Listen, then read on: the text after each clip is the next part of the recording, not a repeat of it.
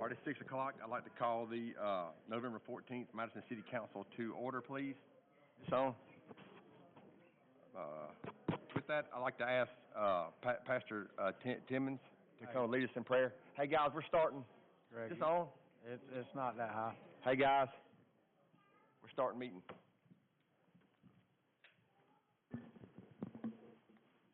Will you bow your head as I pray?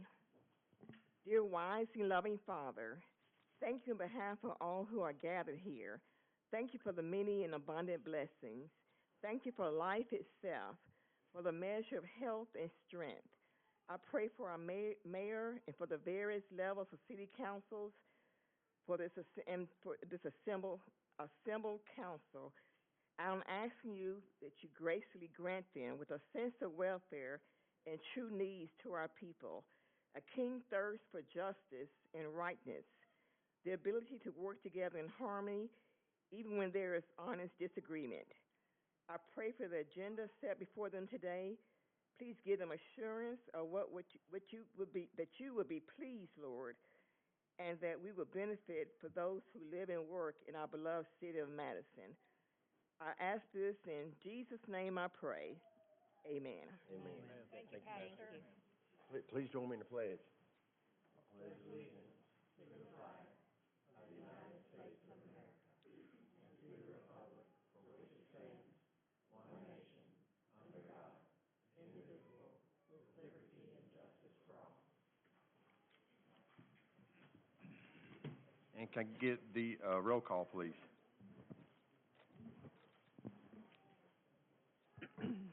Mayor Finley? Here. Councilmember Wroblewski? Here. Councilmember Spears? Here. Councilmember Powell? Here. Council President Shaw? Here. Councilmember Bartlett? Here. Councilmember Denzine? Councilmember Seifert? Here.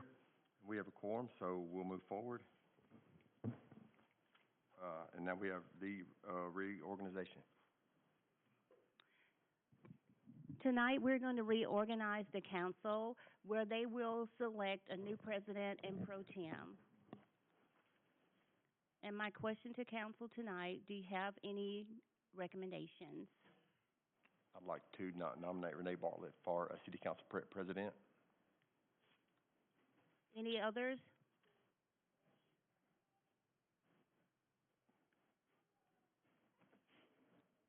Look like it. Congratulations. There are no other recommendations. I guess by acclamation, we have a new city council president, and it's Ranae Bartlett. All right.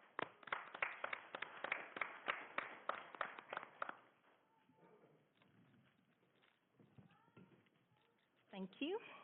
I'd like to open the floor for nominations for pro tem. I'd like to nominate John Seifert. John Seifert's been nominated. Are there any other nominations? Seeing none, John Seifert is pro tem by acclamation. Congratulations, John.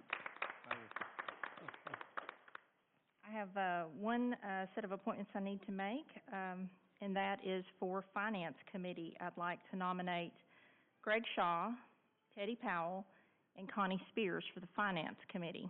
Are there any other nominations? Seeing none, congratulations, you are the new Finance Committee. And I also get to appoint a Finance Chair, so I'd like to appoint Greg Shaw as Finance Chair. Okay. Now we're done with reorganization. We're going to move to amendments to the agenda. And Mr. Kilgore, I believe you've got one amendment to the agenda? Madam President, we have added resolution number 2022-312R. This is a resolution that would basically authorize payments from the general fund as we move into payments for the potential interchange that's being voted on tonight as far as a acceptance of a bid for a construction project for the I-565 interchange. And basically, this was a resolution that we received. We basically received this as a condition. I'm sorry, I misspoke. This is for payment of bond assessments for the Publix annexation. This is a figure that was just provided to us last week, so unfortunately we were not able to provide this with our before our agenda was published. So we're asking that this resolution be placed for debate and for a discussion tonight. Okay, and this is going to accompany the annexation petition, so we're going to add this as item H to legal? That would be correct, and this would be in, basically, this resolution number would be discussed in conjunction with resolution number 2022-287 for the annexation of that Publix. Okay, thank you. And are there any other amendments to the agenda? Okay, then the, I need to add this on the 2022-30, 4R, in that it only lists McGinnis, Construction. We're actually awarding the bid to, a joint venture with McGinnis Construction LLC and Miller & Miller, Inc., joint venture number 2 is who that goes to. And I believe that the resolution itself has been updated to reflect that joint venture, but the agenda itself is not updated. Okay. okay, so the packet is correct, Yes, it is. and the correct names of the entities are It is. The are reflected. actual full name of the joint venture being McGinnis and Miller & Miller are both listed in both the packets resolution and the accompanying agreements for the acceptance of the bid. Okay. Perfect. So we'll just take it then when we go to legal. Okay, so we just have one amendment to the agenda. And the agenda is approved. Now let's move to approval of the minutes. Minutes number 2022-05-WS dated October 19th, 2022. Move to approve. Second. Any discussion? Can I have the vote, please? Councilmember Powell? Abstain. I think it was Greg. I'm sorry. He sounds like me, but he's not as quiet as you look. Thanks for the correction. Councilmember Shaw? Aye. Councilmember Seifert? Aye. Council President Bartlett? Aye. Councilmember Wroblewski? Aye. Councilmember Spears? Aye. Councilmember Denzine? Okay, now we have minutes number 2022-01-SP dated October 19th, 2022. Move to approve. Second. Can I have the vote, please? Councilmember Seifert? Aye. Councilmember Shaw? Aye. Council President Bartlett? Aye. Councilmember Wroblewski? Aye. Councilmember Spears? Aye. Councilmember Powell? Abstain. Councilmember Denzine? Okay, motion passes. And minutes number 2022-20-RG dated October 24th, 2022. Move to approve. Second. Okay, can I have a vote, please? Yes. Councilmember Wroblewski? Aye. Councilmember Shaw? Aye. Council President Bartlett? Aye. Councilmember Spears? Abstain. Councilmember Powell? Abstain. Councilmember Denzine? Councilmember Seifert? Aye. And the minutes are approved. Next, we have presentations and awards. Chief Bailey, please come forward.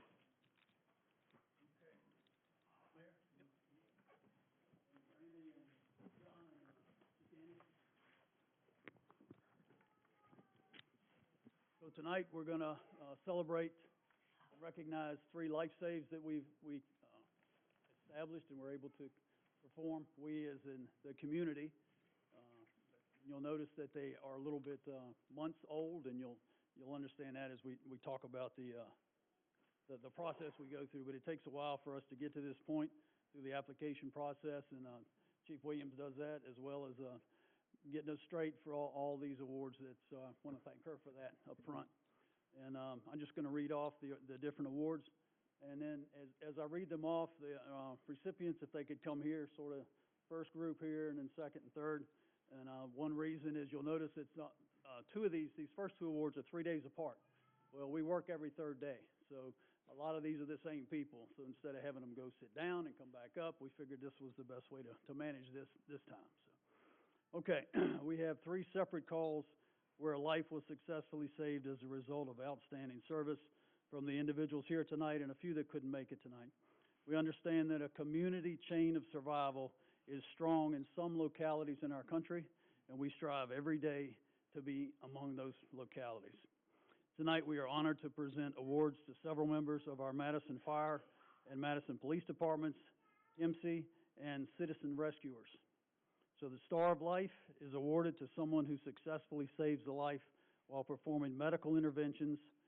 These are only awarded once the patient survives and is discharged from the hospital. That can take a while. The unit citation is awarded to teams of responders and citizens that provide support to those activities engaged in saving a life during a fire, rescue, or medical emergency. So our first incident occurred on August the 14th. We had Squad 1, Ladder 1, Battalion 1, and HIMSI responded to a birth in progress at an address on Sullivan Street. Prior to arrival, we were advised that the mother had just delivered a baby and that the baby was not breathing. Captain Enos and firefighter Durso performed CPR on the baby, while firefighter Tyler Drew provided care to the mother. MC paramedic Humphrey, firefighter Durso, and Captain Enos continued resuscitation efforts for the baby while en route to the hospital with HIMSI. The baby was later released from the hospital with no deficits, and EMT Blake was driving that night. So, for the Star of Life, and y'all can come on up as I call your name, recipients will be Captain Richard Enos, firefighter Giles Durso, and paramedic Gene Humphrey. And then the unit citation for that same call, Captain Michael Sedlacek, driver Travis Tanner, firefighter Jeffrey Applin, firefighter Tyler Drew, and EMT Blake East.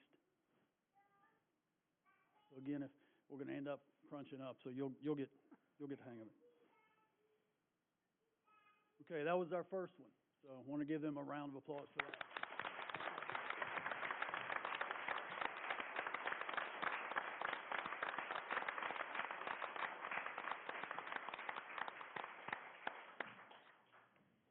So again, each one of these three is out in the public doing well now. And our next two calls, we do have a couple of the patients that were involved in those. So the second call was 3 days later, August the 17th. Squad 4, Heavy Rescue 1, Engine 4, and Fire Medic 1 responded to a motor vehicle collision on I-565 near the Toyota Field exit. The vehicle had left the roadway and crashed into the fence just off the highway. We were advised the driver was possibly in cardiac arrest. Madison police officers Grant and Echoes arrived first and began CPR on the patient. Firefighters Hall and Yates arrived on Squad 4 and took over patient care. They continued CPR, defibrillated the patient, established an intraosseous IV infusion, and intubated the patient. All HIMSI units were busy on other calls, so Fire Medic 1 responded to the scene. Fire Medic 1 is our ambulance that we keep here at the fire department. The patient's pulse was restored on scene. The patient was loaded into Fire Medic 1 for transport, with firefighters Drew, Applin, and Hall continuing patient care to the hospital. This patient was ultimately released from the hospital with no deficits. We leased Fire Medic 1 from HIMSI for $1 a year. Our strong partnership with HIMSI and the great service by all first responders led to this successful life save. So, if I say your name twice, just raise your hand, okay?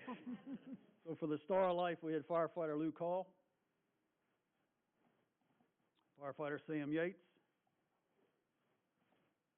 Officer Logan Grant, and Officer Brock Eccles.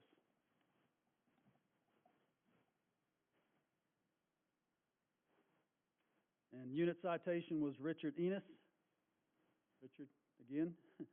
Driver Travis Tanner. Firefighter Jeff Applin. Firefighter Tyler Drew. Firefighter Giles Durso. And Ms. Davenport's here tonight, and you couldn't tell me whether you want to, okay, come on up.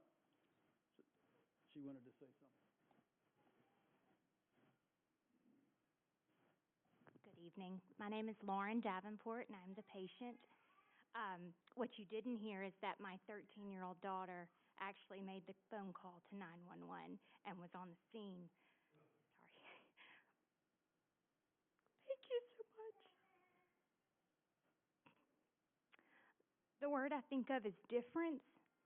Timing makes a difference. Training makes a difference. And teamwork makes a difference. And that's why I'm here. And I'm very appreciative.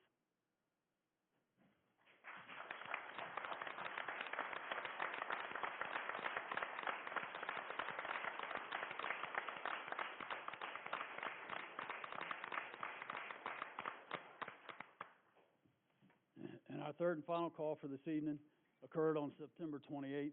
We had Squad 4, Engine 4, and HEMC respond to a cardiac arrest at Champy's Restaurant on Madison Boulevard. Champy's employees did a great job calling 911 quickly, and employees Victoria Williams and Jenny Helfert performed CPR on the patient until Squad 4 personnel arrived at the patient. Firefighter Hall took over CPR while firefighter Yates placed the patient on a cardiac monitor. The patient was noted to be in pulseless ventricular tachycardia, so firefighter Yates delivered a defibrillation shock. After the shock was delivered, the patient regained a strong pulse. HEMC arrived shortly after this, and the patient was loaded for transport. Firefighter Hall rode in with HEMC to assist with patient care. The patient was ultimately released from the hospital with no deficits. This is another example of success due to a strong community chain of survival from the citizens all the way through the hospital and discharge. So, for the Star of Life, we have Victoria Williams and Jenny Helfert, which are Champy's employees. Firefighter Luke Hall, somewhere up here. Firefighter Sam Yates. Paramedic John Blankenship.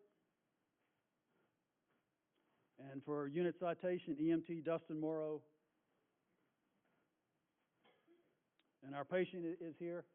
So, Mr. Stapler, if you want to come say a few words.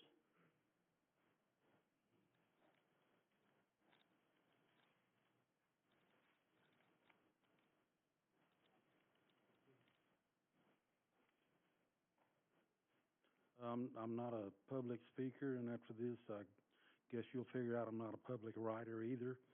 But when you save a life, you save so much more. You save families and relationships. You save a role model for a teenage boy, a role model for a daughter or a granddaughter, someone to open her door, to pull her chair out, someone to make them feel safe and secure, to be the example they look for once they're grown. I have a mother, 2 brothers, a sister, 4 children, 8 grandchildren, and that day, you changed our lives back before we ever knew they were destroyed. And thank you doesn't, there's nothing I could say. Nothing I could say.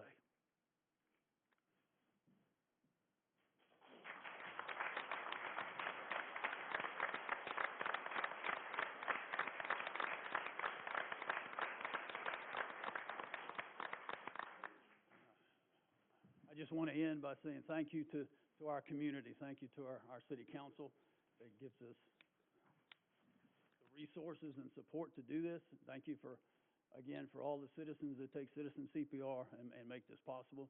Thank you for your daughter that made that quick, early 911 call. So thank you all, and on your way past, we're going to try to get this to you. If not, we'll get it to you quickly. Thank you all.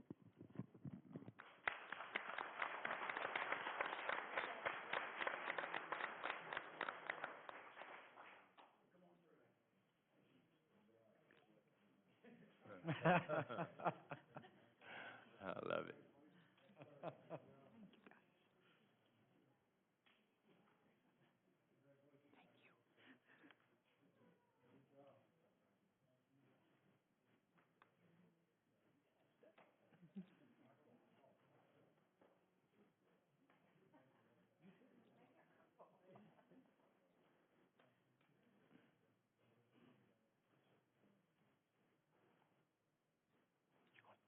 By the way, we're going to do some pictures outside. Thank you for all this outside.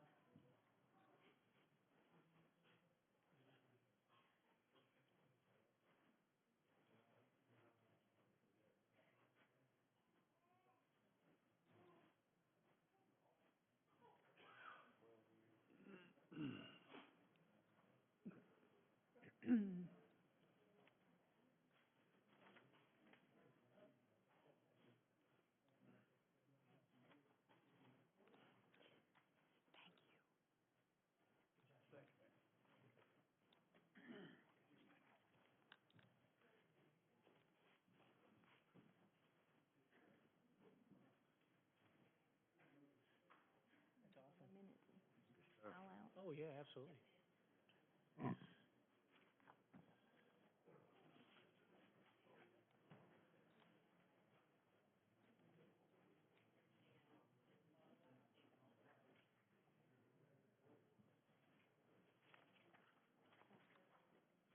Thank you so much, Chief Bailey, for recognizing everyone, and we're going to give everyone just a minute to file out who want to file out.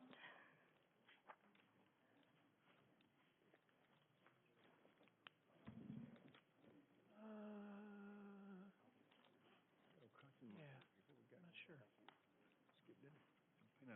Peanut butter crackers. The pre-mail mail. I'm talking about. Okay. Now we will open public comments. All comments are limited to 3 minutes. As a reminder, please go to the podium and speak directly into the microphone so people at home can hear, and closed captions will work. First, state your name and your council district or neighborhood. You no longer need to state your home address.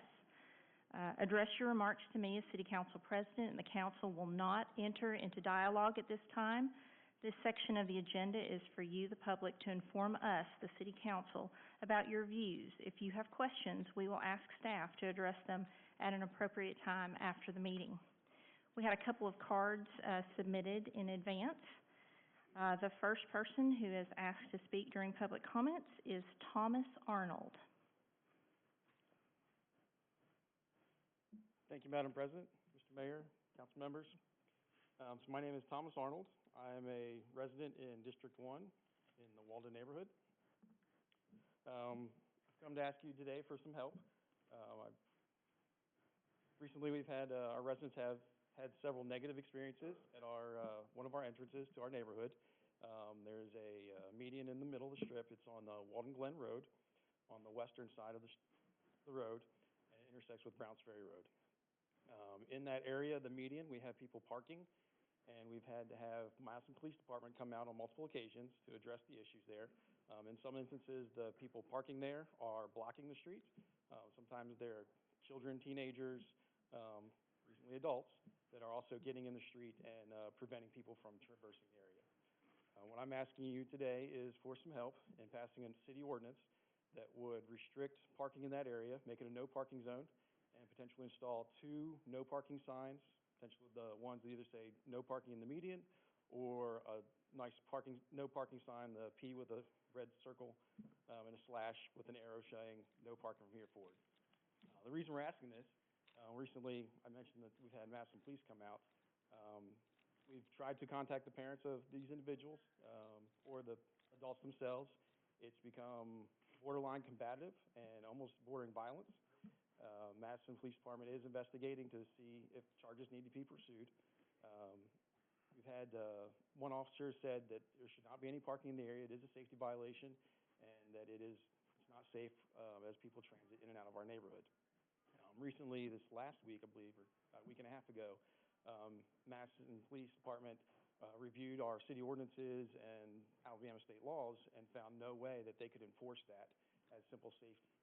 It's just, there's nothing that prevents them from parking there. I asked this for this no parking zone because there is ample parking, in my opinion. I'd appreciate you all if come out, have a chance to get out there and see yourself along the street leading to that median. There's also parking at our clubhouse nearby. And I think that would alleviate not only the issues that we're having with safety, but allow everyone to enjoy that space. There's no questions, but I definitely thank you for your time and your support. I just want to say thank you, Mr. Arnold, for reaching out to me regarding this. We do have an ordinance in place with several streets listed in our city that are along this line, and I would like to reach out to Mr. Kilgore, who is nodding his head, that we are in agreement on that. So I appreciate you coming out and bringing the Walden residents with you. And you didn't, I was concerned about the safety because there have been some threatening messages sent. And so I want to reiterate that. And again, thank you for coming out tonight. And we will follow up with you. Thank you all for your time. Thank you, sir. Thank you, Mr. Arnold. The next person who has signed up for public comments is Bernadette Mayer.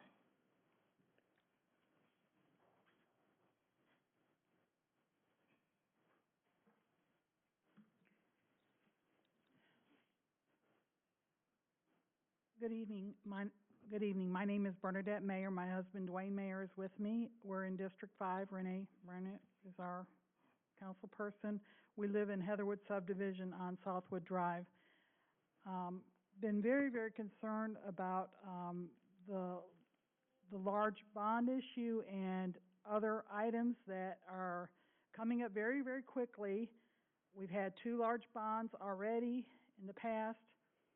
It seems that there is not some decisions that typically have been in city council have been moved to planning committee, whatever. It's difficult for most residents to follow without some kind of insider information. I feel there's a lack of transparency, level of community information, and information along the way. I get a lot of information off of this newspaper article, which is October 25th, saying Madison year's funding plan, and I'm sure there's a lot of residents in Madison that are really just unaware of how this is all transpiring, that I think that this is sort of a prudential decision that needs to be in the best interest of Madison residents, and have a majority think that this major decision is a good idea. And it just seems like there's a freight train running, and that there's some breaks need to be done. We know that a lot of money's been put into town Madison by the city, and to me it'd be more prudent to wait when the shoe drops for the Air Force Space Command having final selection of Redstone Arsenal before some of that bond does take place. And you already have on the agenda about bid for this development of the flyover, whatever. It just seems like that there's so much debt that the city is going to be having that it's going to take away from some of the short-term needs, and it's very leveraged debt. Payment's going to go to the debt load, and there's city services and infrastructure that needs to be done. There's already been 8 years of debt payments from the 2018 restructuring and adding more debt, and there seems to be a lot of getting creative on handling city needs, like the whole thing with the street lights. And at the last city council meeting, it sort of kicked the can down as far as actively continuing on those street light efforts, that police input, accident data input, people saying what spots need to have lighting. It doesn't need to wait until that phase 1 is done. You need to evaluate if that phase 1 work is being done efficiently, effectively, because one of the things that has been said is the safety and security of residents is very important. One of the 2 things, and that just seems to be side railed while we're going after these big decisions without really a lot of people's input. And obviously, at this point, you already have it on the agenda, and I can't stop you. And it's just very, very problematic. Thank you, Ms. Meyer. Yeah, and I know I really hate that you guys cut the time from 5 minutes to 3 minutes, because when people come and want to express, it's very frustrating for residents. Thank you, Ms. Meyer. Is there anyone else who would like to address the council? Please come forward, state your name and your district or neighborhood. Ashley Estates, District 5. Excuse me, I'm hoarse. As I've said or done before, I spoke at the County Commission Wednesday meeting. I still would strongly urge council members to reconsider authorizing another funding agreement with Town Madison Cooperative District. We are paying off the existing debt with new debt in order to secure the funding for the flyover ramps. Why should the taxpayer fund the district? These interchanges were supposed to be funded by tax taken in by the district. Now we have a public-private partnership with Town Madison. Will we be using money in the general fund? We will be using money in the general fund to pay for this. It's a corporate subsidy. We are granting authorization of general fund payment for construction with repayment from bond. So in consequence, I would urge anyone on council who accepted campaign donations from the developer or any stakeholder in the district to recuse themselves from voting on this grand bargain. In fact, why do this at all?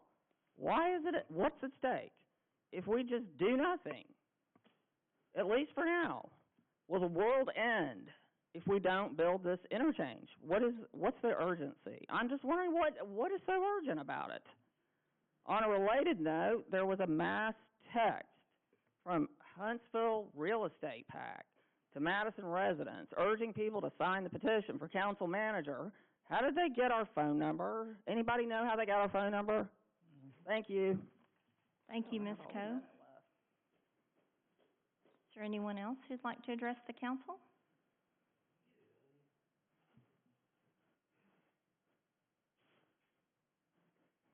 Hi. Okay, so, 2014, we got the money for the Would ramp. you state your name and your neighborhood? Margie Daly, 498 Marion Drive, Madison City. 2014, we got the money for the ramps. Was given, I don't know what you did with it. There's some kind of a co-op, and there's a ball corps, and that was a 4-year agreement. And we were told, well, this was going to pay for itself. Breland would build those ramps. It would all be done in 4 years. What happened? 4 years. We got to go back, refi. AlDOT didn't approve the exit. He didn't build what he said he was going to do. So now we do 2018, and then you promise us in 2018 it's going to be done. Okay, here we are in 2022. It's not done, and you want more money. I mean, these are flyovers, which means they fly over Madison City. Yet you want to dip in our pockets one more time, and it doesn't get paid off till 2049. I mean, what's going on here? Why are these necessary? Councilman Seifert told me the ramps are only for the people coming in to see the games. AlDOT had car counters out there. They said they're not necessary for the amount of traffic we have. So you can't get money from AlDOT, so you dip it in our pockets. This monstrosity, and it's like a ghost town over there. Oh, they got lights, though. I don't have lights on my corner. It's pitch black, but you got lights over there in the stadium. I mean, you got to start taking care of the constituents. You don't care about us. You only care about these little pet projects, and all the money is going there. We don't have trash pickup. We don't have lighted streets. But yet, we're dipping in $85 million, and what do you say to us? Well, we're doing phase 1 of the lighting. We'll check your house in phase 2. Well, I want you to come and tell this man who put these lights in, they do not illuminate the streets. It's dark out there. I don't know if you got a limo driver or something that you don't see it, but you can't drive on Browns Ferry Road. You got pitch black places. The corners in our neighborhoods are pitch black. My driveway, you can't see the cars. I mean, this is really, really bad. Somebody up there, one of you, has to care about the citizens, the constituents. I know. It's all about, I don't know what up there, but I'd like to know where the money went. I was at the county commission. They told me that you got $2 million a year exempted ad valorem tax that was supposed to go to Madison County. That's $16 million. Where does the money go? Did that pay off? There's nothing paid off on the original debt. We have $97 million. Nothing has been paid on the principal, and yet you're going to do this to us again. Then, now there's no public hearings. This is the only time. Thank you, Ms. Daly. Your time is up. Next, anyone else who'd like to address the council, please come forward.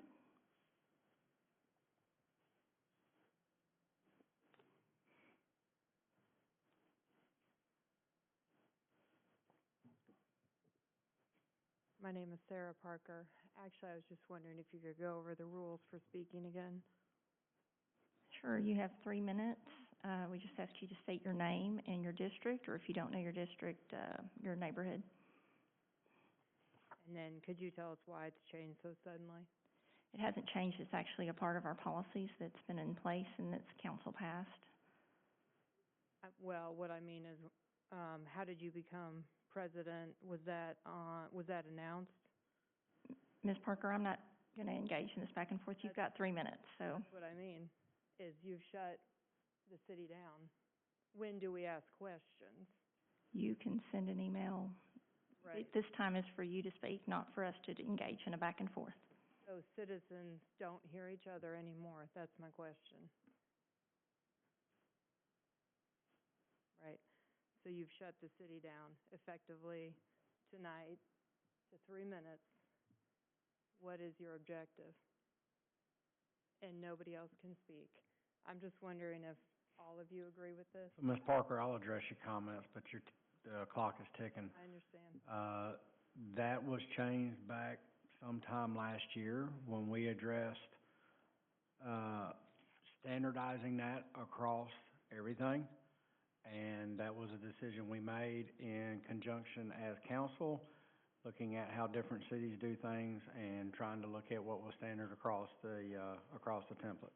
But this is Madison City, not... Understand, and that's why we took that in consideration and made our own plan.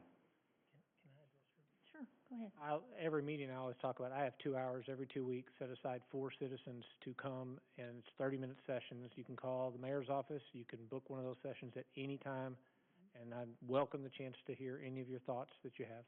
I appreciate that. As council board president, will you do that? Sure, I'd be happy to join the mayor if you want to meet with both of us. Individually. Sure. For citizens of Madison City, you'll set aside 2 hours one time a week for all of us? Mine's every 2 weeks, just to make sure you don't. This is every 2 weeks. I spend countless hours with residents in my district, so.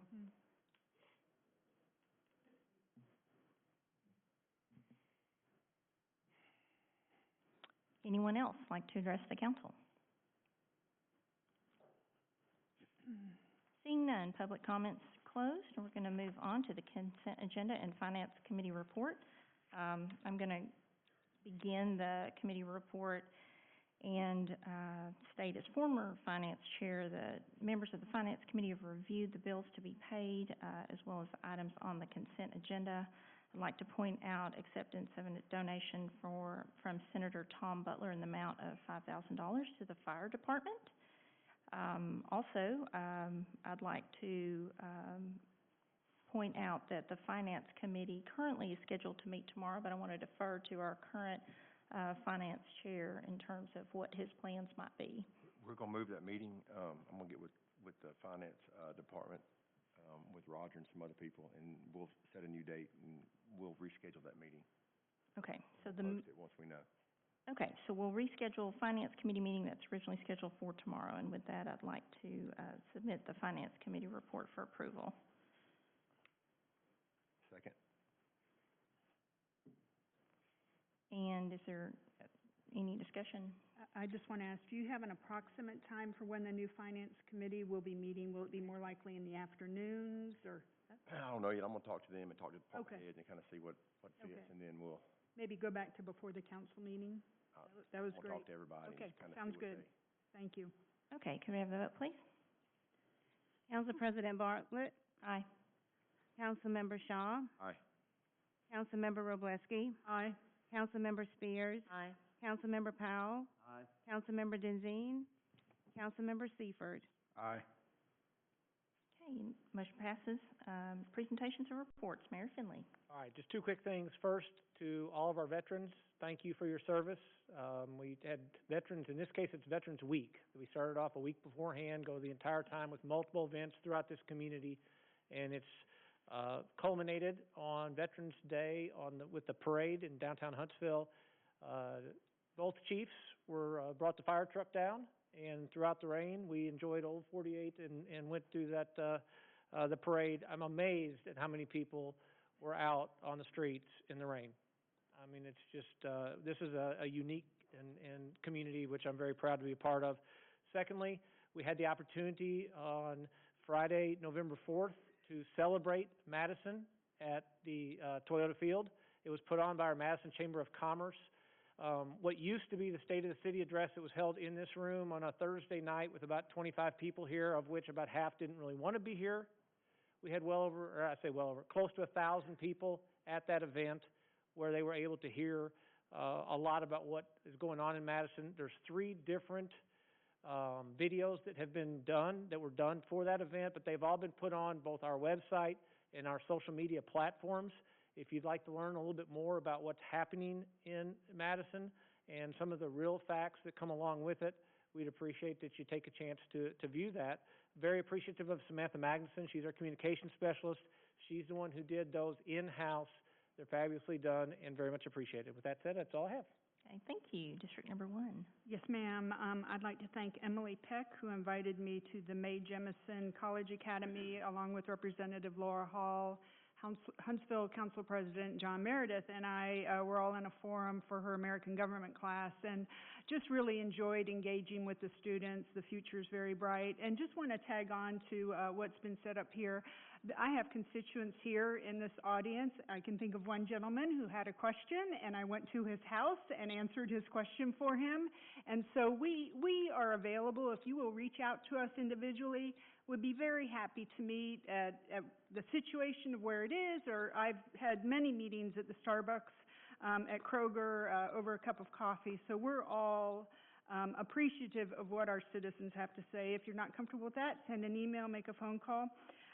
Want to also mention that the Christmas parade is coming up. Mark your calendar for December 10th at 5:30. We'll be strolling through District 3 and look forward to seeing everyone out there. Hopefully it'll be a little bit warmer than it is tonight. And that's all I have. Thank you. Thank you. District number 2. Yes, last Monday we had at Madison Utilities, we had a work session and new board member orientation. So we had a day-long meeting going over all the information about how Madison Utilities came to be and all that, so that was very interesting. Also, earlier today, we had an IDB meeting where we talked about site preparation grants and the meetings for next year. The next meeting will be February the 6th, if anybody's interested. And that's at 4:30 downstairs in the conference room. That's it. Thank you. District number 3. So I don't have a whole lot, but I do, tonight was a great, thing of what council and, mayor, what we're supposed to do. And that is protect citizens, and it's to pave roads, and it's to do those things. And also you see economic development projects. That's what we do. And I'm glad to be part of that. I'm glad to be part of the team in Madison. We got a great fire department, we have great police department, our economic development group. All these people make Madison up, right? And the citizens, to come up and give us information, to give us feedback. We sit up here, we listen. That's what we do, and we get emails and we do those things. But it's not just what we do; it's what we do as a collective. And I know we live here in Madison. It's such a great city, and if you stay in Madison, it's the only thing you see. When you go outside of the city and you go somewhere else and you see the traffic and you see the things happening, that's when you realize what a great community you live in. Again, it takes all of us to do that. So I appreciate everybody here, and that's really all I've got. Thank you. District number 4. Kind of on that same thing that Teddy's talking about. The 3 minutes or 5 minutes are here. I think I don't know of a single council person that won't meet or talk or email or talk through an issue anytime through the week. I think if it's a true problem or issue, you're not going to solve it even 10 minutes here standing at a podium. Either we're not prepared to have that conversation at that time, or maybe you're not, or it's not set up for that. And I'm glad to listen to anybody about anything. I meet for coffee. I meet for cocktails. I'll meet on a job site. It doesn't matter. But I've never not met anybody, whether they're in my district, not in my district, whatever it is. Like, I don't know anybody up here that doesn't meet with people. Even if we don't agree with you, we'll still meet and talk through our point of view. So I don't think we're trying to shun Madison or hush Madison residents. Anybody can come talk to any of us at any time and talk here and be on record. But we've never not wanted to speak with anybody in Madison. So that's really all I have. I'll throw in that today we had a perfect example. We got an email to me, John, and Greg. I responded via email. Greg called the guy. And so, you know, we're going to communicate, but it just showed that if you reach out to us, I prefer email just because I like a written documentation, but Greg called the guy right away. So we're there. Okay, thank you. District number 7. I just say the same thing. I mean, at the end of the day, we're citizens. Like, I imagine everybody in this room, I'm not going to check your IDs or whatever, see where you live. But we're citizens of the city too, and we have a vested interest in this just as you do, right? If we make a decision that's wrong, hey, we suffer the consequences too, all right? It's my tax dollars too. I have my personal cell phone number out on the website. Anybody wants to call it, call it. I will talk to you anytime. Now, I will warn you, if you call me at 2 o'clock in the morning, I'll answer. But I'm going to call you back at 2 o'clock in the morning because maybe you work nights. I don't know. But at the end of the day, we're all open to communication. But at the end of the day, this is still a free country. I don't have to agree with your opinion. You don't have to agree with mine. That's the great thing about this community, right? About this country. We all have different opinions, and that's okay. Whatever happened to the point of, if we disagree, doesn't mean I hate you. It doesn't mean that you're a bad person. Doesn't mean I'm a bad person. It just means we're different. If we all had the same opinion, there's a lot of us that aren't needed because we could just do the job with one person. Okay? So please, if you got questions, we're open to any kind of communication. And I will say, Ms. Daly, if there was a communication that was just the ramps for the people going to the ballpark, if I said that, that's a mistake. That is for people going and leaving from the facility, and the facility being Town Madison. So if I said that, that's a mistake. They fly over the interstate, 565.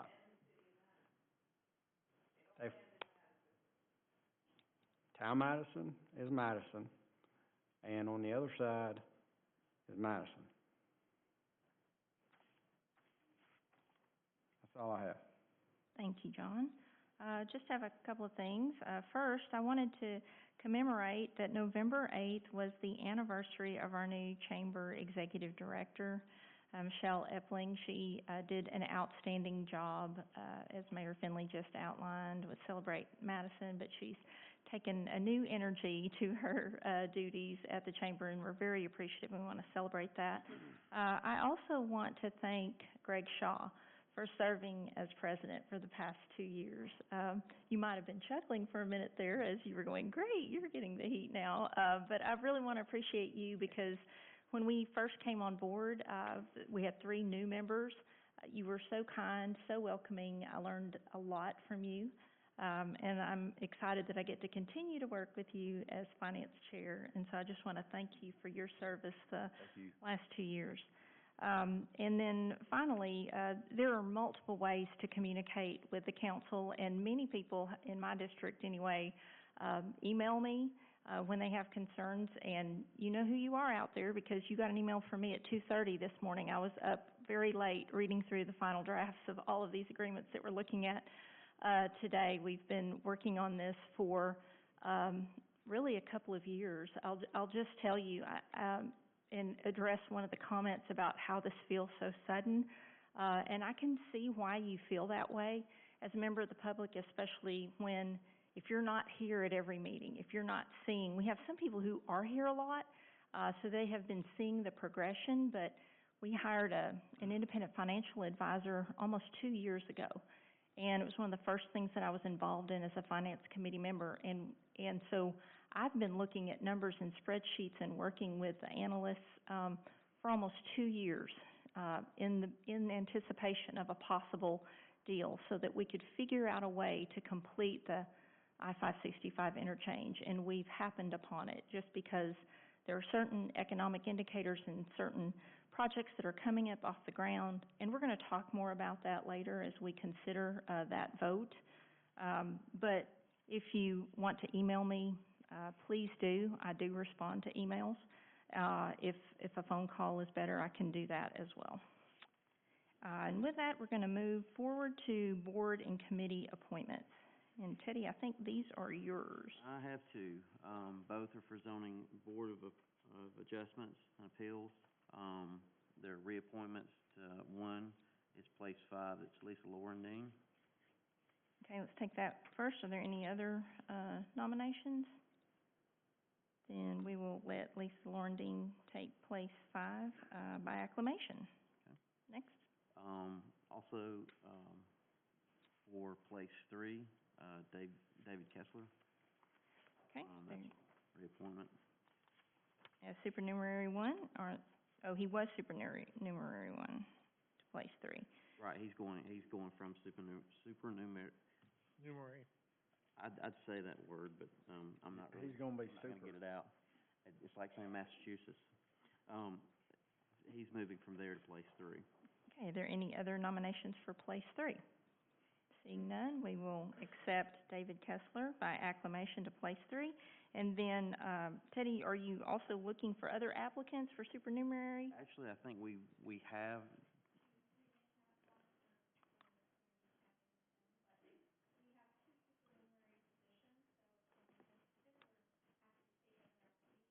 Okay, for those who couldn't hear who are watching, we have 2 vacant positions for supernumerary. And so if you would like to apply, please do that online because we are looking to fill those positions on the Zoning Board of Adjustment and Appeals. And you had to say that because I would have never got supernumerary. There you Don't go. hurt yourself for numerary. Okay. And moving on to department reports. Engineering.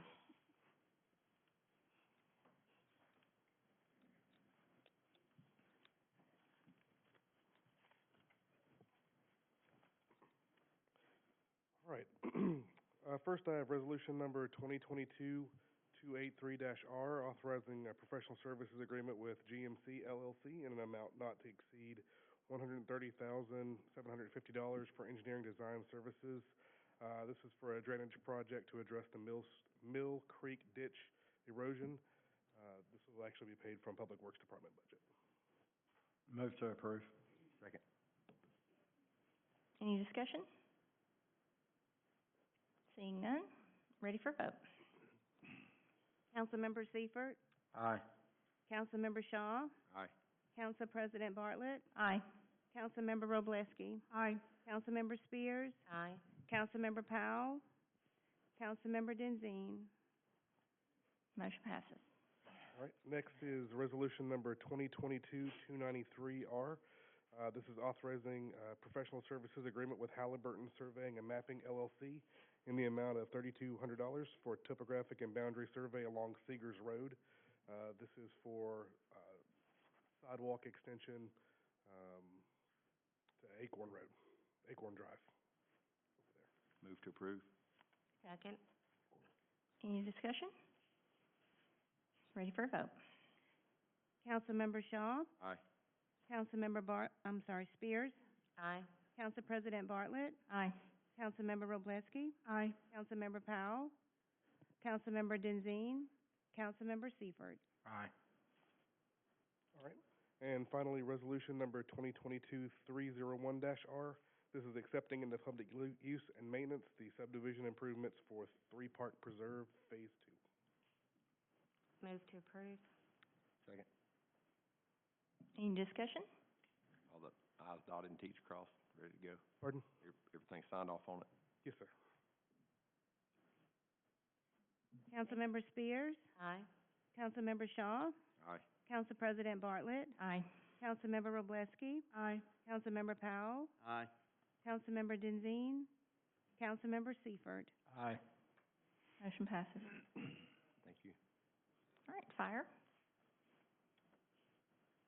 Again, I'd like to ask for your approval of Resolution 2022-300-R, authorizing a renewal agreement with MySidewalk Incorporated for a Craig 1300 Pro subscription in the amount of $900. It's a one-year term, it's to be paid out of the fire department budget, and it's for our community risk analysis continuation that we use routinely.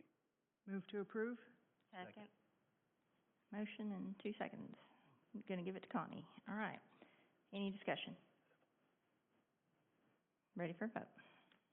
Councilmember Wroblewski. Aye. Councilmember Spears. Aye. Council President Bartlett. Aye. Councilmember Powell. Aye. Councilmember Shaw. Aye. Councilmember Denzine. Councilmember Seifert. Aye. Thank Thank you, Chief. Okay, legal.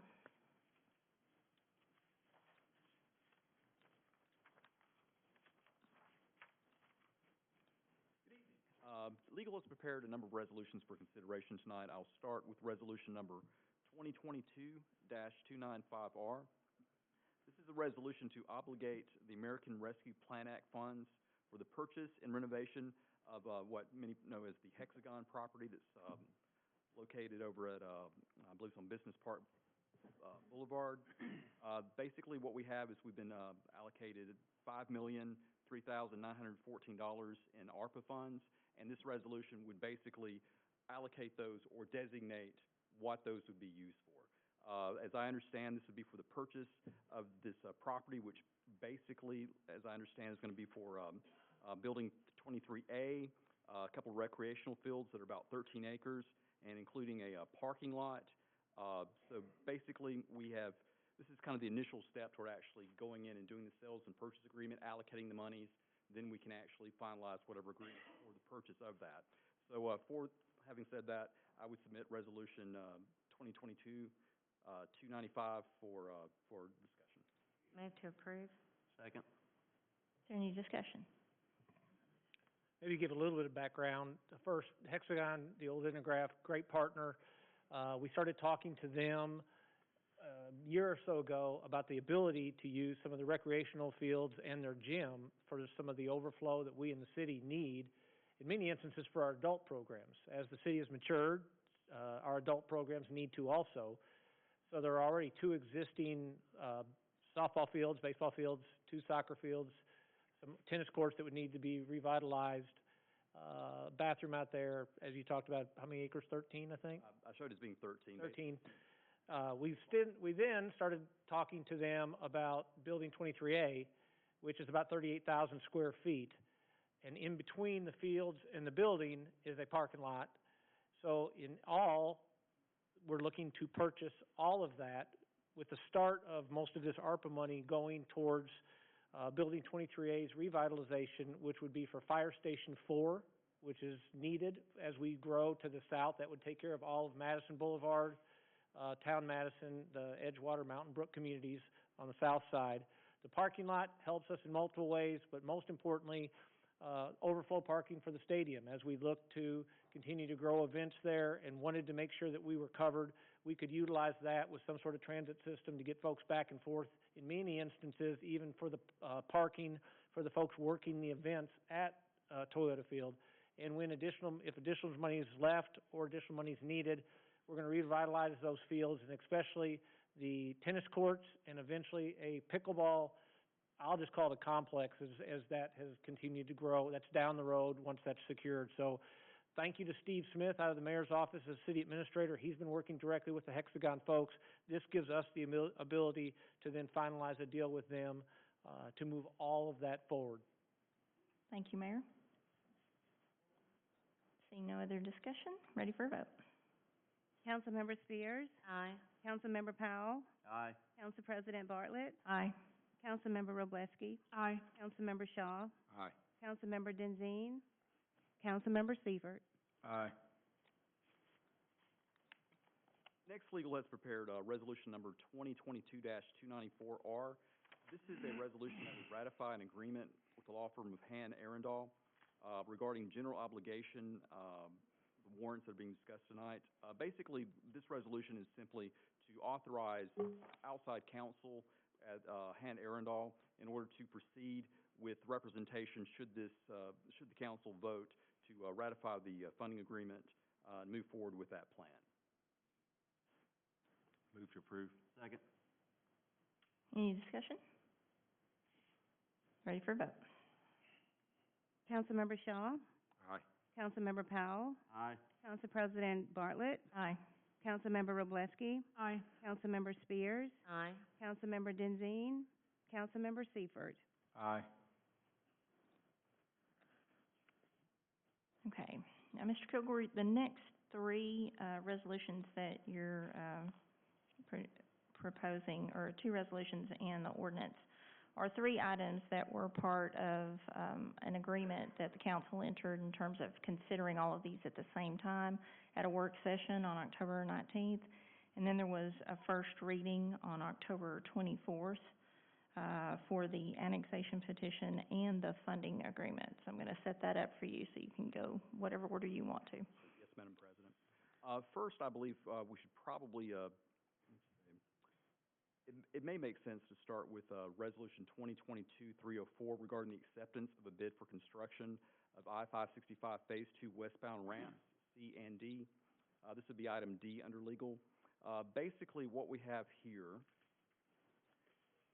we had three bids that were submitted, and we discussed this previously, I believe, at the meeting that you discussed.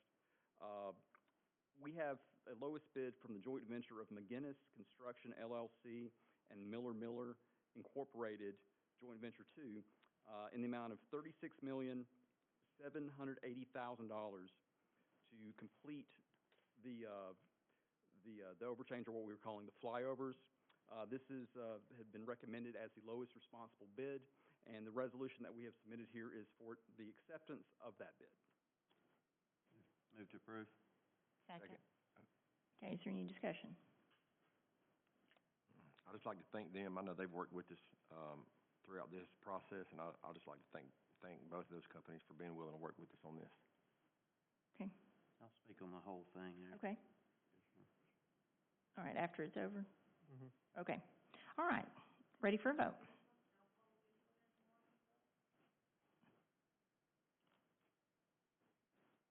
Ready for a vote? Councilmember Powell, Aye. Council President Bartlett. Who's the second? Let me give him the second. It was either Greg or Connie that seconded. I think Connie seconded. Connie seconded. Connie. Okay. Councilmember Spears, Aye. Councilmember Wroblewski, Aye. Councilmember Shaw, Aye. Council President Bartlett, Aye. Councilmember Denzine, Councilmember Seifert. Aye. Okay, Mr. Kilgore, next. Next, I'd like to address resolution number 2022-289R. This is for ratification of funding agreement for the town of Madison. As you mentioned, Madam President, this was a subject of, I believe, a work session. We had a first reading on October the 24th after that, and now we're here on the second reading of this resolution for ratification of the funding agreement. This agreement would permit the city to prepay and redeem Series 2014A bonds so that the city could undertake the installation of these two ramps going westbound on I-565 pursuant to Section 94.01 of the Alabama Constitution. This council has to determine whether or not there is sufficient public purpose for these bonds in the manner in which they would be retired or be redeemed. And we have, in fact, advertised with the Huntsville Times for a period of time from, I believe it ended yesterday, Sunday, for a period of 7 days with the Huntsville Times, basically advertising that there would be this discussion on this matter and to determine whether or not there was, in fact, a sufficient public purpose. One of the, many of the purposes that were stated in that ad stated that it was the council's understanding that this would expand tax base and that it would increase tax revenues that would include sales tax, use tax, lodging tax, and also excise and licenses for the city. So after having that issued for 7 days, it has now meets the statute, and now it is now ripe for the council to discuss whether or not to approve that funding agreement to move forward with this plan. Have a motion, second? Move to approve. Second. Any discussion? Seeing none, ready for a vote? Councilmember Powell, Aye. Councilmember Seifert, Aye. Council President Bartlett, Aye. Councilmember Wroblewski, Aye. Councilmember Spears, Aye. Councilmember Shaw, Aye. Councilmember Denzine. Motion passes. Next, Madam President, we have two ordinance and a resolution that are very closely entwined, so I guess it's probably best if I discuss the first one as far as the annexation, but maybe perhaps before a vote, I should touch on the walk-on, the addition that we have as far as the bond assessment. Okay. At first, I would like to address, the legal department has prepared proposed ordinance number 2022-287. This is assenting to the annexation of the Cliff Farms Publix in the city of Madison. This matter was first read on October the 24th, and now we're here on the second reading. Basically, this ordinance would allow for the annexation of the Publix that's located out there in the Cliff Farms. Basically, it would follow, I believe, I always forget the name of the road. It's Uncle Frank Boulevard. Follow Uncle Frank Boulevard, basically a small little section of property right there in front of the Chick-fil-A. Does not include the Chick-fil-A, but then carries you up Uncle Buck right into the parking lot of the Publix, and then would basically annex the entire Publix. So that is the purpose of this ordinance here for the second reading. Move to approve. Second. Okay, any discussion? I had one question for Mary Beth. Now, we're taking the annexation directly as a council, but there's going to be a later zoning. Is that correct? Yeah, please. I just want to give people a heads up in terms of what meetings are coming up, in terms of everything that impacts. Yes, the city would subsequently process a zoning request. That would go to the planning commission and then come before the council. Okay, so we're only dealing with the annexation piece, which we're allowed to do as a council and to take it directly. That's correct. All right, thank you. Any other questions or discussion on the annexation of the Publix? We may or may not be able to answer this now, but I know I've had several questions from the standpoint of if you go into Cliff Farms, there is a direct surcharge that is part of those purchases. Is that something that we could either speculate or communicate as to whether that would stay if this is annexed and rezoned, or whether that was something that would go away? I believe, and if anyone on the council has better information than me, I believe that it would stay in effect. If anybody has... So the Publix is the only commercial enterprise in Cliff Farms that does not have the developer fee. Okay. That you will see when you go to Chick-fil-A or Gotcha. Chipotle or the others. That fee isn't there. So when it annexes in, you'll pay the same tax at Publix there that you'll pay at Publix that's already in Madison. Mm-hmm. Right, but there would not be a surcharge on top of that Correct. that you would There see is in not. another store? Okay, There is not. all right. Good Sorry, question. I go to the one on County Line Road, so I apologize. Okay. That one's a half cent higher. Thank you. Yep. Because it's in Limestone County. Because it's in Right. Limestone County. Okay. 9% versus 9.5. Okay, all right. And Madam President, I'm sorry to interrupt, but at this point, if I could also address maybe that add-on resolution, because that's a kind of a condition of the annexation, maybe before there was a vote on the actual... Okay, I see what you're saying. Okay, go ahead. We have added on resolution number 2022-312-R, and what this is last week a condition was added from the property owners of the Publix that we would have to, they requested that the city pay the payoff on a bond assessment that they would owe in the amount of $241,520.01. This is a one-time payoff, basically, of an assessment that was assessed on the property because they hold a special bond. Basically, they took this bond out on about $45 million worth of property, and each individual parcel has its own designated amount of what would their own little part of that bond assessment, and they've been able to satisfy us that the amount of $241,000 and that change I mentioned, that this is the amount that would be remaining as a one-time payoff to basically remove that hindrance. So as a condition of the annexation, the property owners are requiring that bond assessment be paid. So before there's a vote on the ordinance, I just wanted to make sure to present and discuss that, although obviously the ordinance and the resolution have to have two separate votes. So do we need to pass the resolution first and then the ordinance? It may be better to pass the resolution first and then the ordinance. So do we need to table the ordinance until we vote on the resolution? Go in They can be done here. First and then do it. Okay. Go in a different order. I mean, Yeah, I understand. vote on it. All right. Whatever we need to do.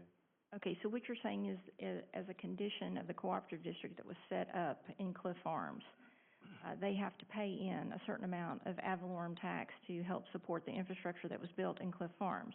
In order to annex out the Publix to Madison, that assessment has to be paid. That is correct. But then Publix will then turn around and pay more ad valorem tax in the city of Madison than what they're paying right now Exactly. So as a part of the cooperative there's district. a lot of up-ends after paying it off that we get from this arrangement, yes. The net will be positive and immediately benefit our school system. Okay. But currently, are we going to go ahead and vote on the annexation? I was more concerned with just informing on both of them before there was a Just vote. so you know. It's just a procedure, that's all. I don't think Okay. one necessarily needs to precede the other, just so long as there's been discussion on both. Okay, since the annexation is the key of the three things that have to be voted on for them to go together, let's take the annexation first, and that is item E. So could I have a motion and a second? Move to approve. We already have a motion. I'm sorry, we have a motion and a second. And do we have any other questions on that annexation? I don't have one of those, and it's kind of irrelevant to what you've talked about, but just to let folks know, while we have a lot of folks here, folks have asked, what about the old Publix where it was in the old shopping center? And just so everybody knows, they're in process of, it has now been sold to Floor and Decor, which is a home refurbishing business. They have one in multiple cities, one in Birmingham. And then the old Books A Million had a ribbon cutting today for a furniture store. So that entire shopping center is revitalizing, and then we'll get the Publix if this is voted forward, so. Thank you for adding that. Okay, so we have a motion and a second. Any other questions, comments, discussions on the Publix annexation? Ready for a vote? Councilmember Wroblewski. Aye. Councilmember Spears. Aye. Council President Bartlett. Aye. Councilmember Powell. Aye. Councilmember Shaw. Aye. Councilmember Denzine. Councilmember Seifert. Aye. Motion passes. Now, Mr. Kilgore, do you want us to go ahead and take the resolution authorizing the bond assessment payment that we have under H? Yes, Madam President, if you don't mind, just to avoid confusion. Okay, so he has explained that. Could I have a motion and a second? We can open up for questions or discussion on item H, which is the walk-on resolution. Move to approve. Second. Okay, are there any questions, any further questions to Mr. Kilgore about the additional assessment that is necessary to get the Publix out of the cooperative district? Seeing none, ready for a vote. Councilmember Spears. Aye. Councilmember Powell. Aye. Council President Bartlett. Aye. Councilmember Wroblewski. Aye. Councilmember Shaw. Aye. Councilmember Denzine. Councilmember Seifert. Aye. Motion passes. F. Next up, we have a proposed ordinance. This is just a first hearing today of a proposed ordinance number 2022-309. This is basically for authorization for the City of Madison's Municipal Court to implement a diversion program for first-time offenders. Like I said, this is the first reading. Basically, this would empower the municipal judge in order to look at first-time offenders that have a DUI charge or maybe a drug charge, and make a determination where they can be sent through what's called a CRO or a court referral officer. They would then be assessed various counseling or treatment for whatever problem that they might have, and whatever tier problem they have, however they're assessed. If they complete those programs, then they, at the end of the program, they can basically have the entire charge removed from their record as if it did not exist. Many other cities have this. In fact, we're kind of late to the game as far as trying to implement and put one of these together. But basically, this is the first reading, and there can be further discussions about how to form that, and the guidelines involved would basically be for first offenders, not for anybody that has excessive blood alcohol content that causes injuries to others. It would be first-time offenders. So we're hoping to basically treat people that have first-time offenses and try to keep them out of the legal system. When will we be able to vote on this? You're thinking maybe the 28th or in December? I believe we'll be ready to have it ready for a vote on the 28th. Wonderful, that's great. Next up, we have resolution number 2022-310R. This is a resolution for authorization of the general fund payments for construction with repayment from bond. Well, this is horribly worded, so I'll just describe it. What we have here is basically kind of two parts. It's a resolution that, one, understanding that it will take several weeks in order to get the bonds issued that will pay for the flyovers that we've discussed today. This is basically authorizing a certain amount of monies not to exceed $10 million to be paid out of the general fund pending those proceeds, and then once we have proceeds from the bonds, they could then be paid back. $10 million was the amount that we were provided by finance. As far as, we don't know. We would hope that it'd be a smaller number than that, but that is a number basically to give us plenty of leeway as far as being able to hit the ground running, do the startup, and be able to get the flyovers moving while we, work out the bond issuance. There's another portion of the resolution that also would allow our outside counsel to make reports to our rating agencies in order to make a determination to bring back to us to let us know what's the effect of these. So this is a two-part resolution for that purpose. Okay, can I have a motion and a second? Move to approve. Second. And I think in the discussions that we have had with AECom and those who've been awarded the bid, the estimate for the mobilization costs and the startup costs were somewhere around $2 million. So we're not anticipating it's going to come anywhere close to the 10, but they're just providing a cushion in the resolution for the reimbursement. I'd like to take a second to kind of go through, there's a lot of motions here, a lot of stuff going on. Thank you. You're welcome. He lends me his glasses too, so I can see. But I'd like to go through that. When Town Madison started, it was a blank slate, literally. There were trees out there, and trees were taken off, and this didn't just start. And the whole intent was for that community, that project, to get itself up and running, and the tax dollars that were generated out there would pay for that. That was started 3 councils ago. So this has been an ongoing thing, and I'm excited about us to be able to get to the point where we can now do this. It's taken, this council's taken the councils before just to get to this point, and we finally got to a point now where that's producing income enough that, it's going to pay for itself.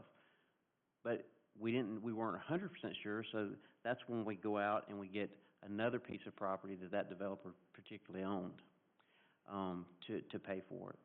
And the council before this council, we would make decisions based on the information we had. And there was a certain amount of risk that was assumed. Now, we have gone out, this council has gone out and said, okay, this is bigger than us. Let's go out and get help. So we went out and got help. We got, financial advisors. We've got legal counsel. We've got all these different people helping us. And I said this in our work session, and I, to me, it's a culmination of what this is. I am not the smartest person in this room. I'm just not, and I never will be. And Henry Ford said this. He just surrounded himself with lots of smart people and made good decisions. And I think that's what this council's done. There's so many smart people in Madison. We get a lot of input, and then we go out to outside counsel and get an outside view to do that. So this is not just started just recently. This has been going on for years, and I'm just glad to have been part of it. So thank all you guys. Thank the council before. I think I see Tim out there. Thank you. So that's all I've got. Councilor Powell, I was just going to point out, I don't know if it's been expressly stated during this discussion as far as the amount of tax revenue that would be brought in with Publix and how that's going to help. I understand that the conservative estimate was that, through annexing in the Publix, that it was $700,000 per year conservatively, and that's the component of this agreement I don't know is discussed at this meeting, although it has been discussed many, many times before at the other meetings and other first reading that we had. Correct. So I just wanted to make that clear as far as the component of the agreement total altogether. Maybe 2 pieces of perspective. First, as we talked about Friday night, Celebrate Madison. Right now, the city's checking account, for no better term, has about $32 million in it. So we are able right now to utilize that to get ahead of the game so we get this project going immediately, and then once the bonds are put out, then we can pay that back. And to give you guys some perspective, and Tim's out here and he's a part of that decision, the first big bond decision that we made was 2010 when we built the Shops of Madison with the Target Center. The city invested, it was $6.5 million. It ended up, once you take the interest, $8.1 million to be paid back over a 12-year period. And that has now been paid back. And that's now, just the bond payment alone was about $900,000. It's generating well over $2.3 million a year for the city, and that's not even counting what it gives to the schools. While this is much larger, the scale of this, when paid off in 12 to 14 years, and that's really conservative, it's probably more like 12 to 10, you're talking about $8 to $9 million a year that the city will have to spend on its citizens. So it is, if I were a community member, I absolutely would be questioning, is this a good decision? And along with what Teddy said and all of us have, we didn't just decide, should we put a finger up and hope it is. We have counsel that's helped us determine if this is a good decision or not. So with Town Madison, and contrary to it's a ghost town, which is just the most ridiculous thing I've ever heard, it's booming if you've been out there right now, and it's only about 2/3 of the way done. This is just what has been defined right now as complete. There's multiple other pieces that are coming that will add to that number and hopefully bring that payback number back down. And lastly, if we don't do this, there's no guarantee those flyovers, the flyovers that go into Town Madison, still in the city of Madison, and not only support that development, but also give you another entrance and exit out of Gate 7 for Redstone Arsenal, which is critical. So a lot of these folks, now that they're there, they're going to be coming through Town Madison to get to where they want to go, able to go both directions, which will be major. So it helps us immensely there. But if we don't do this, there's no guarantee that it would get done. Because everybody wants more state money and more federal money. It's not there.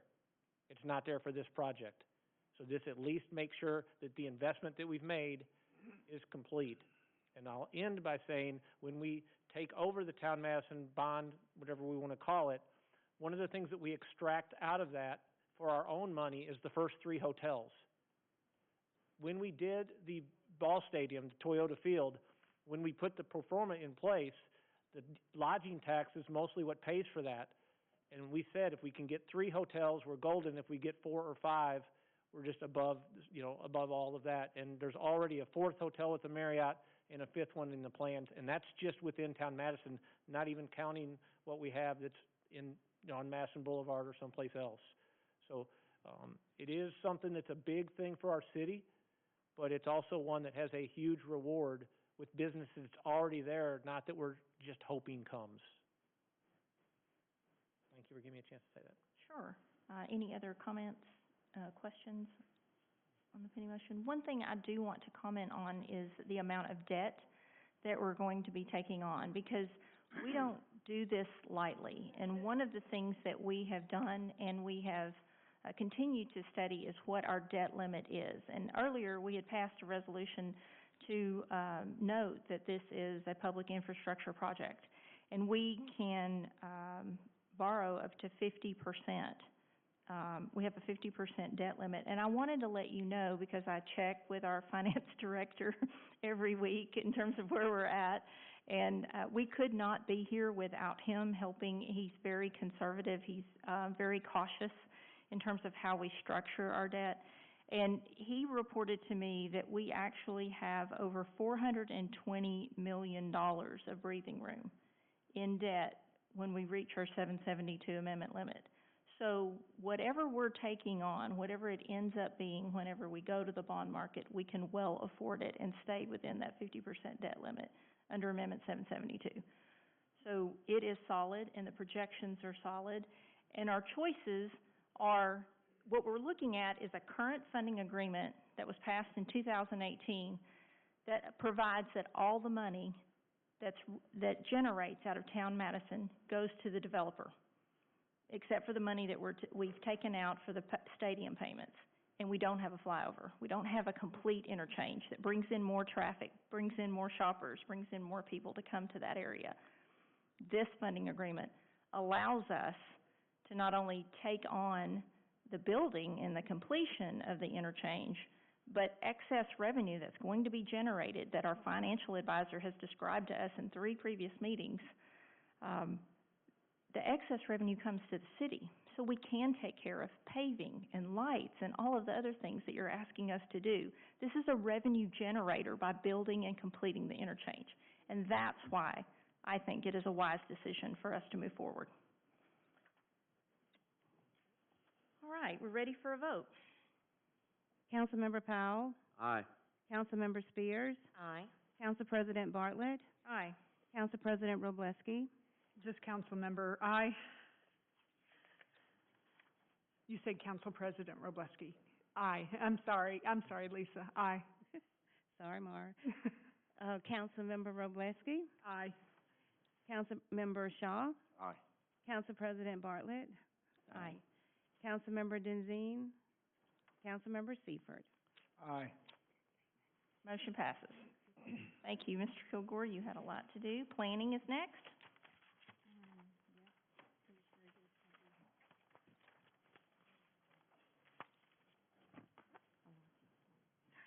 Good evening.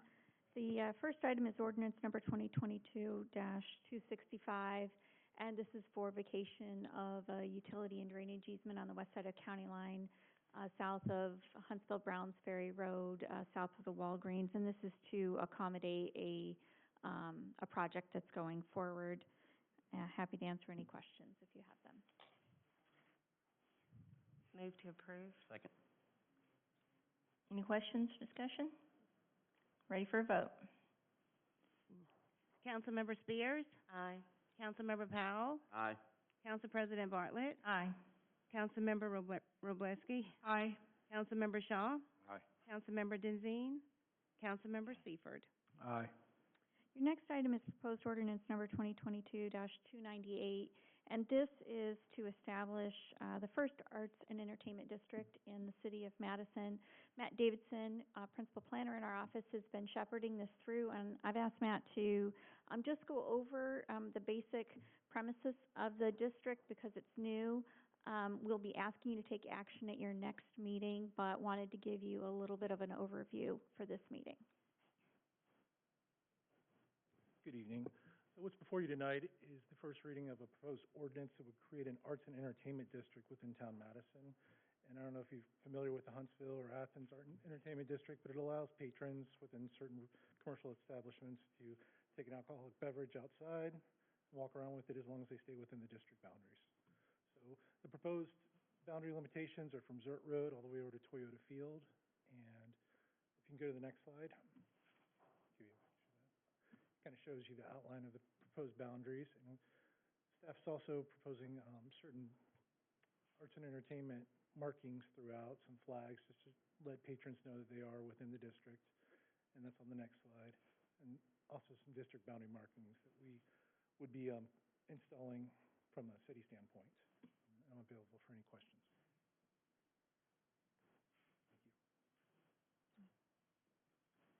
Thank you. Thank you. Thank you.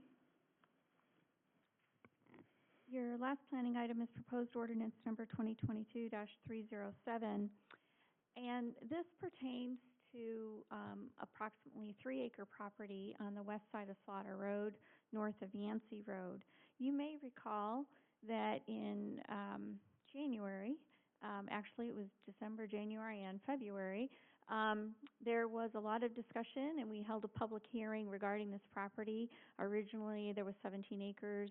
The applicant, in response to community concerns, reduced the rezoning down to 3 acres. That 3 acres was properly, we advertised a revised ordinance, you held a public hearing, you approved it. However, inadvertently, the wrong ordinance was signed. And that was discovered recently because the project proponent was doing a title search going forward, and we uncovered this mistake. We've confirmed with the clerk's office that the project was properly advertised in the paper. We're required to publish the ordinance and a synopsis, and that was done for the 3-acre property. So after discussing with the city attorney and the city clerk, what we're asking you to do is approve this ordinance just to correct that clerical error. Move to approve. Second. Any discussion, questions? Ready for a vote. Councilmember Wroblewski, Aye. Councilmember Spears, Aye. Council President Bartlett, Aye. Councilmember Powell, Aye. Councilmember Shaw, Aye. Councilmember Denzine, Councilmember Seifert. Aye. Thank you. Motion passes. Police.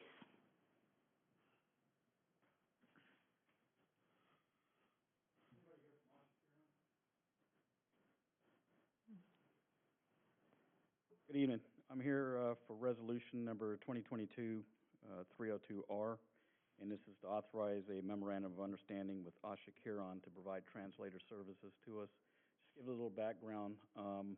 We all know about an ugly incident that happened here in Madison several years ago, and I want to ensure that something like that never happens again. That was largely due to miscommunication with someone who didn't understand English, and we didn't understand his native language. So as a result, I've been working with Asha Kiran.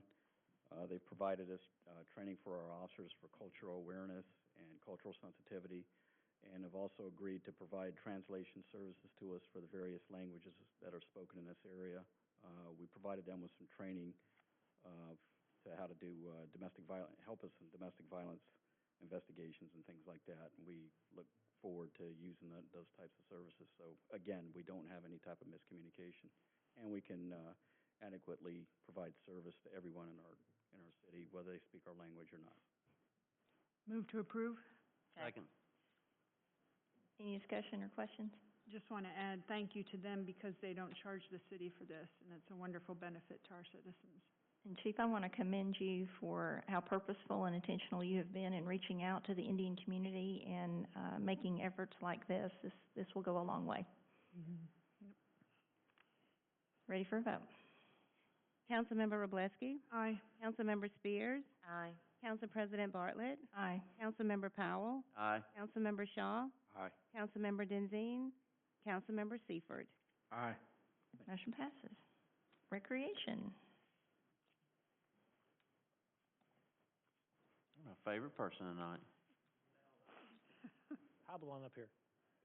So he's already had surgery, so, yeah. Meniscus redone. Yeah, that's your fault, by the way. Pickleball. Pickleball. I think, my mind thinks I'm 19, my body tells me I'm 49.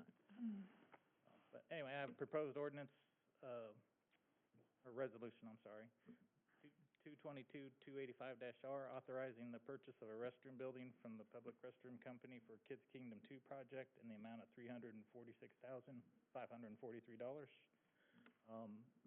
The existing restroom was a linchpin to the playground. We had to change the grade, so we decided to demolish the existing restroom building. It's not really functional to be an accessible restroom as is.